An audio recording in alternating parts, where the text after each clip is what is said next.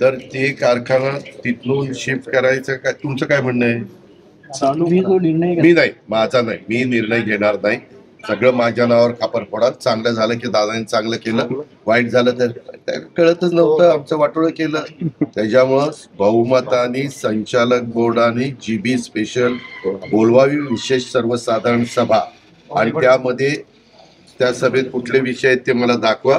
आम्ही सहकाराचा साखर आयुक्ताचा एक प्रतिनिधी तिथं पाठवू आणि त्यांनी ते पण ते व्हिडिओ शूटिंग वगैरे घेतील.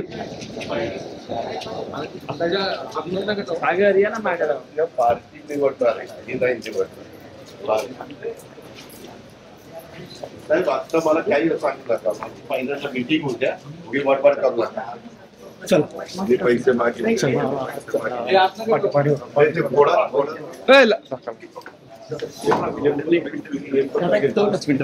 काय झालं,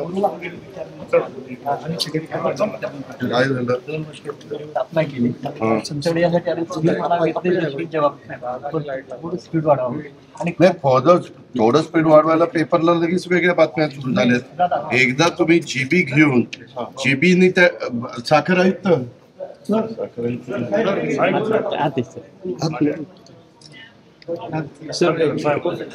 साखर आयुक्त काय झालंय, दर बाजूला हे यशवंत सहकारी साखर कारखान्याच्या संदर्भामध्ये बरेच वर्ष प्रयत्न चाललेला आहे.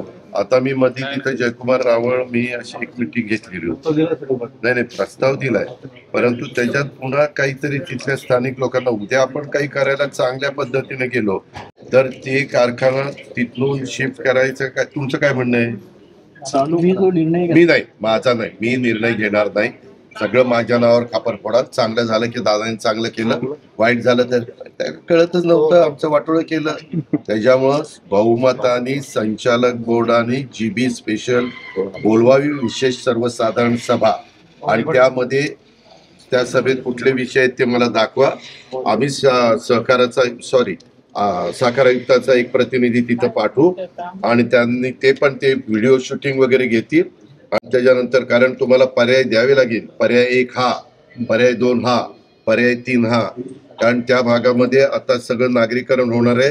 जसं पूर्वी मगरपट्ट्याचा ऊस होता सगळा संपला, अमानोराला ऊस होता सगळा संपला, थोडस बाजूला अशा सगळ्यांचे ऊस सगळे संपलेले आहेत. आता तिथं पण नागरीकरण मोठ्या प्रमाणावर चाललेलं आहे.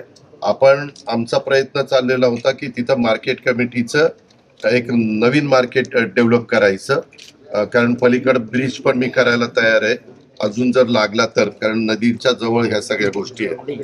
त्याच्यावर तुम्हाला पुढं काय करायचं वा त्याच्यातनं जे पैसे उभे राहतील त्याच्यातून तेवढ्याच कॅपॅसिटीचा दुसरा कुठला कारखाना आपल्याला मिळत असेल तर तो त्या ठिकाणी घ्यायचा का. मग ती तशा प्रकारची चर्चा सुरू झाली. अनुराज टेक ओव्हर करावा, कारण अनुराजचं कर्ज खूप थकलेलं आहे पीडीसीसी बँकेचं. तर पीडीसीसी बँक सिक्युरिटायझेशन ऍक्ट खाली ताब्यामध्ये घेऊ शकतं. ते जर ताब्यात, आता त्यांनी त्यांची साखर ताब्यामध्ये घेतली